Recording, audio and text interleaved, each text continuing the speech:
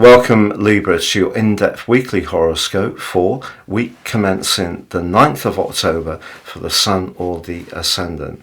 A lot of focus, rightly, is going to be on the solar eclipse in your sign, which occurs on Saturday. It's exciting because it links very closely with Mercury, which moved into Libra last week.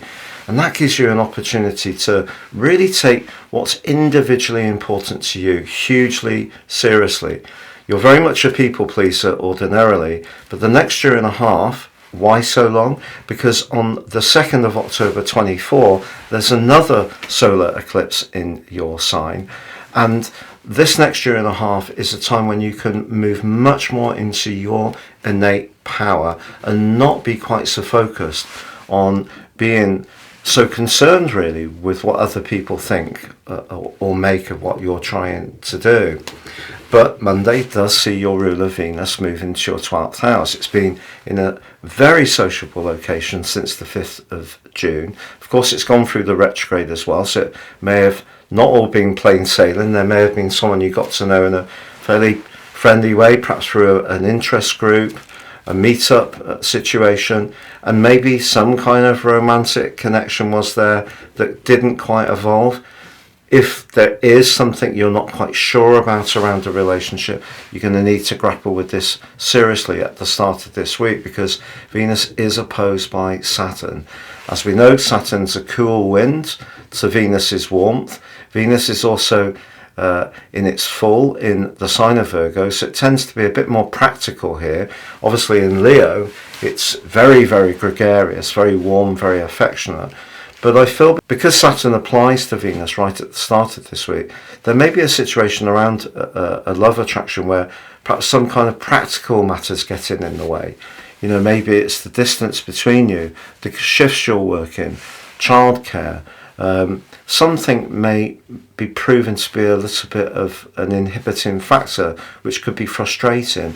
Or then again, in the longer term time, maybe issues that have not really come into the open before are starting to actually call out to one of you, and Saturn can bring a more precise, picky energy to bear, and maybe even if it is a tender subject, it does need to be discussed.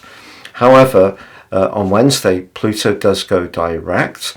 If since the 11th of June, there has been more change around where you live, how you live there, and who with, wouldn't be a surprise. The evolution that Pluto brings can, through to the 21st of January, be just as much inside you as much as your outer circumstances. But some kind of situation can start to make a bit more sense. But Thursday sees Mars move out of your sign and into Scorpio. But Mars loves being in Scorpio. It rules this sign. Scorpio is the sign of passion. The second house, very sensual for you, a more Tauran feel. But obviously they're polarities, they're different types of energies. I feel that Mars can be about instant gratification. Perhaps the solar eclipse is asking you to demonstrate your cardinal credentials, because your cardinality is your leadership ability. And if you can, because of Pluto being in the 4th house for so long, the more emotional side of life linked with that natural desire for things to be on an even keel and pleasant, it's meant that at times when they haven't, that's been difficult for you to decode. But I feel that really what the solar eclipse is saying is you need to be much less focused on what other people think about you and much more focused on what you need to do for you. And the more singularity of purpose you show and the more self-belief you show, the more you can draw goodness to you. Whether it's money, Mars in Scorpio can very much be about money for you, or whether it is an attraction to someone who makes your pulse race.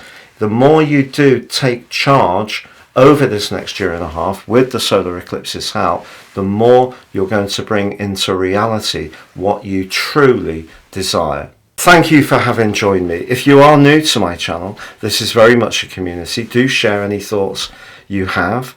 If you're a returning visitor, it's lovely to have your company once more. And if you've yet to like, comment or subscribe, I'd be honoured if you did so now. And please know, if you give me your birth data 3 pieces of information if you know your time, 2 if you don't. I can prepare for you your year 2024 forecast, but I'll give you the rest of this year free.